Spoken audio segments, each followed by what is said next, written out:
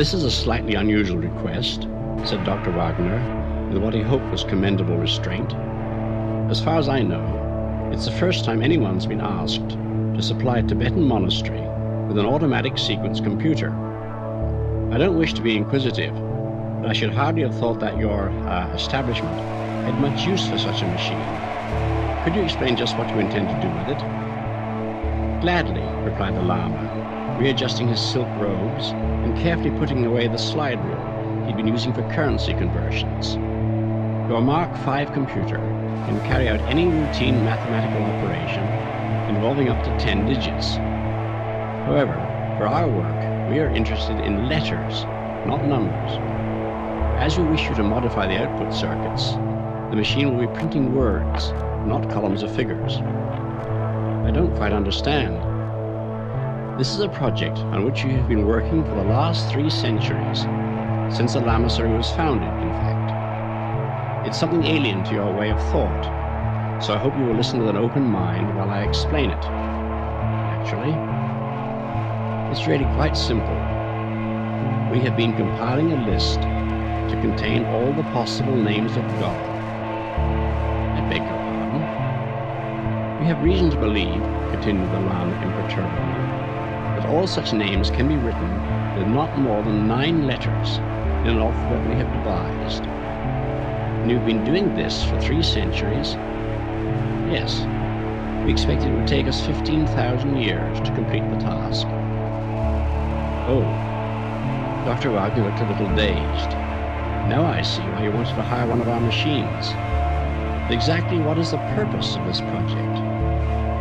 The Lama hesitated for a fraction of a second, and Wagner wondered if he had offended him. If so, there was no trace of annoyance in the reply. "Call it ritual if you like, but it's a fundamental part of our belief. All the many names of the Supreme Being, God, Jehovah, Allah, and so on, they are only man-made labels. There is a philosophical problem of some difficulty here, which I do not propose to discuss, but somewhere among all the possible combinations of letters that can occur are what one may call the real names of God. By systematic permutation of letters, we have been trying to list them all. I see. We've been starting at A and working up to ZZZZZZZ. Exactly, though we use a special alphabet of our own. Modifying the electromatic typewriters to deal with this is, of course, trivial. A rather more interesting problem is that of devising suitable circuits to eliminate ridiculous combinations. For example, no letter must occur more than 3 times in succession. 3? Surely you mean 2. 3 is correct. I'm afraid it would take too long to explain why, even if you understood our language. I'm sure it would, said Wagner hastily. Go on. Luckily, it would be a simple matter to adapt your automatic sequence computer for this work, since once it has been programmed properly, it will permute every letter in turn and print the result. What would have taken us 15,000 years, it will be able to do in 100 days. Dr. Wagner was scarcely conscious of the faint sounds from the Manhattan streets far below. He was in a different world, a world of natural, not man-made mountains. High up in the remote Eries, these monks had been patiently at work, generation after generation, compiling their lists of meaningless words. Was there any limit to the follies of mankind? Still, he must give no hint of his inner thoughts. The customer was always right. There's no doubt, replied the doctor, that we can modify the Mark V to print lists of this nature. I'm much more worried about the problem of installation and maintenance. Getting out to Tibet in these days is not going to be easy. We can arrange that. The components are small enough to travel by air. That is one reason why we chose your machine. If you can get them to India, we'll provide transport from there. And you want to hire 2 of our engineers? Yes, for the 3 months that the project should occupy. I've no doubt that personnel can manage that. Dr. Wagner scribbled a note on his desk pad. There were just 2 other points. Before he could finish the sentence, the Lama had produced a small slip of paper. This is my certified credit balance at the Asiatic Bank. Thank you. It appears to be adequate. The second matter is so trivial that I hesitate to mention it, but it's surprising how often the obvious gets overlooked. What source of electrical energy have you? A diesel generator providing 50 kilowatts at 110 volts. It was installed about 5 years ago and is quite reliable. It's made life at the lamasery much more comfortable, but of course, it was really installed to provide power for the motors driving the prayer wheels. Of course, echoed Dr. Watt. I should have thought of that.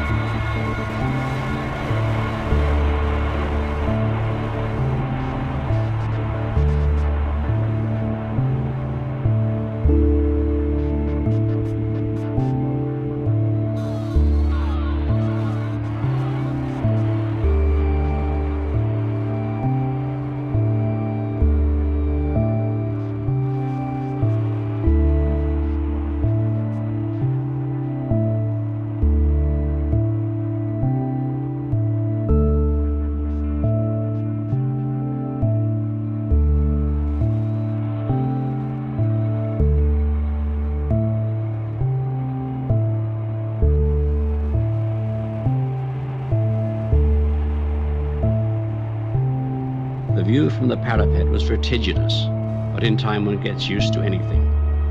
After 3 months, George Hanley was not impressed by the 2,000-foot swoop into the abyss or the remote checkerboard of fields in the valley below. He was leaning against the wind-smoothed stones and staring morosely at the distant mountains whose names he had never bothered to discover. This, thought George, was the craziest thing that had ever happened to him. Project Shangri-La, some wit back at the labs had christened it. For weeks now, the Mark V had been churning out acres of sheets covered with gibberish.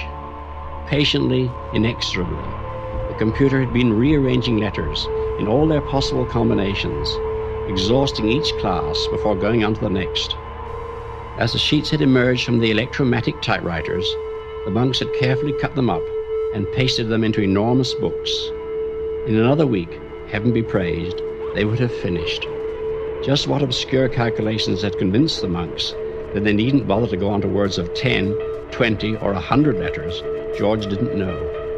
One of his recurring nightmares was that there would be some change of plan, and that the High Lama, whom they naturally called Sam Jaffe, though he didn't look a bit like him, would suddenly announce that the project would be extended to approximately AD 2060. They were quite capable of it. George heard the heavy wooden door slam in the wind as Chuck came out onto the parapet beside him. As usual, Chuck was smoking one of the cigars that made him so popular with the monks, who, it seemed, were quite willing to embrace all the minor and most of the major pleasures of life. That was one thing in their favor. They might be crazy, but they weren't blue noses. Those frequent trips they took down to the village, for instance. "Listen, George," said Chuck urgently. "I've learned something that means trouble." "What's wrong? Isn't the machine behaving?" That was the worst contingency George could imagine. It might delay his return, and nothing could be more horrible. The way he felt now, even the sight of a TV commercial would seem like manna from heaven. At least it would be some link with home. No, it's nothing like that. Chuck settled himself on the parapet, which was unusual because normally he was scared of the drop. "I've just found what all this is about." "What do you mean? I thought we knew." "Sure, we know what the monks are trying to do, but we don't know why. It's the craziest thing." "Tell me something new," growled George. "But old Sam's just come clean with me. You know the way he drops in every afternoon to watch the sheets roll out? Well, this time he seemed rather excited, or at least as near as he'll ever get to it. When I told him that we were on the last cycle, he asked me, in that cute English accent of his, if I'd ever wondered what they were trying to do.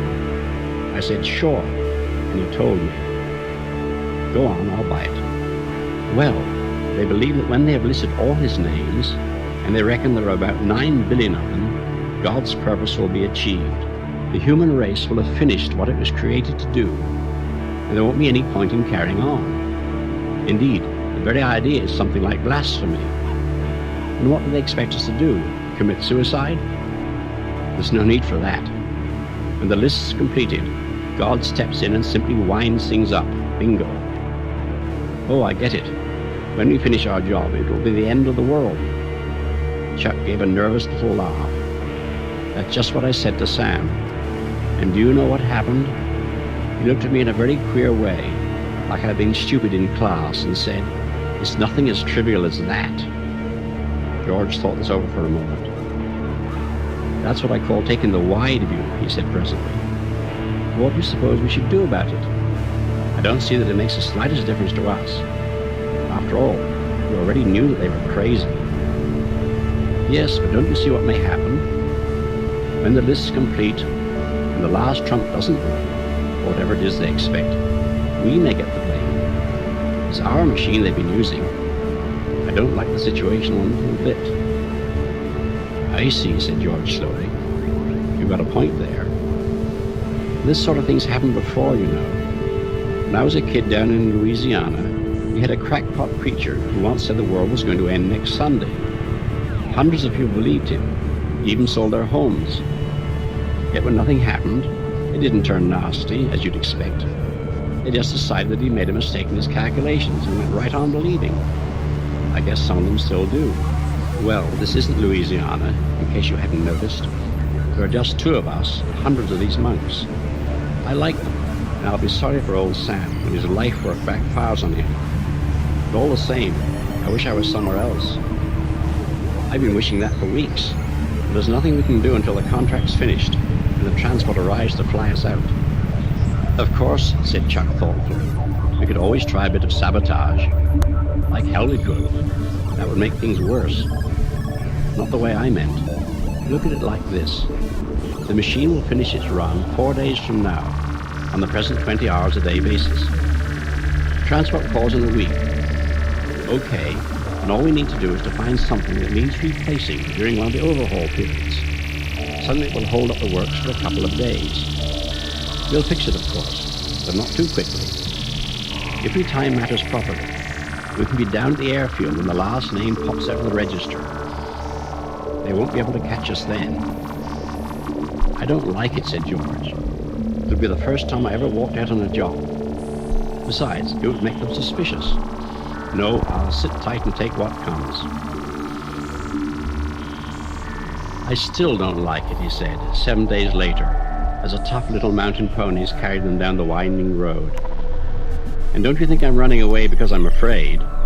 I'm just sorry for those poor old guys up there, and I don't want to be around when they find what suckers they've been. Wonder how Sam will take it." "It's funny," replied Chuck, "but when I said goodbye, I got the idea he knew we were walking out on him, and he didn't care because he knew the machine was running smoothly and that the job would soon be finished. After that, well, of course, for him there just isn't any after that." George turned in his saddle and stared back up the mountain road. This was the last place from which one could get a clear view of the Lammasser. The squat angular buildings were silhouetted against the afterglow of the sunset. Here and there, lights gleamed like portholes in the side of an ocean liner. Electric lights, of course, sharing the same circuit as the Mark V. How much longer would they share it, wondered George? Would the monks smash up the computer in their rage and disappointment? Would they just sit down quietly and begin their calculations all over again? He knew exactly what was happening up in the mountain at this very moment. The High Lama and his assistants would be sitting in their silk robes, inspecting the sheets as the junior monks carried them away from the typewriters and pasted them into the great volumes. No one would be saying anything.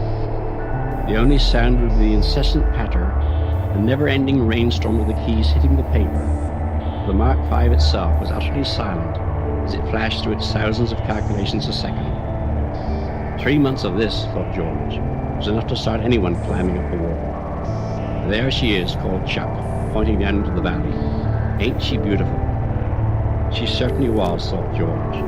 The battered old DC-3 lay at the end of the runway like a tiny silver cross. In 2 hours, she would be bearing them away to freedom and sanity. It was a thought worth savoring like a fine liqueur. George let it roll round his mind as the pony trudged patiently down the slope. The swift night of the high Himalayas was now almost upon them. Fortunately, the road was very good, as roads went in this region, and they were both carrying flashlights. There was not the slightest danger, only a certain discomfort from the bitter cold. The sky overhead was perfectly clear and ablaze with the familiar, friendly stars. At least there would be no risk, thought George, of the pilot being unable to take off because of weather conditions. That had been his only remaining worry. He began to sing, but gave it up after a while. This vast arena of mountains, gleaming like whitely hooded ghosts on every side, did not encourage such ebullience. Presently George glanced at his watch. Should be there in an hour, he called back over his shoulder to Chuck. Then he added in an afterthought, wonder if the computer's finished its run. It was due about now. Chuck didn't reply, so George swung round in his saddle. He could just see Chuck's face, a white oval turned towards the sky. Look, whispered Chuck, and George lifted his eyes to heaven. There is always a last time for everything. Overhead, without any fuss, the stars were going out.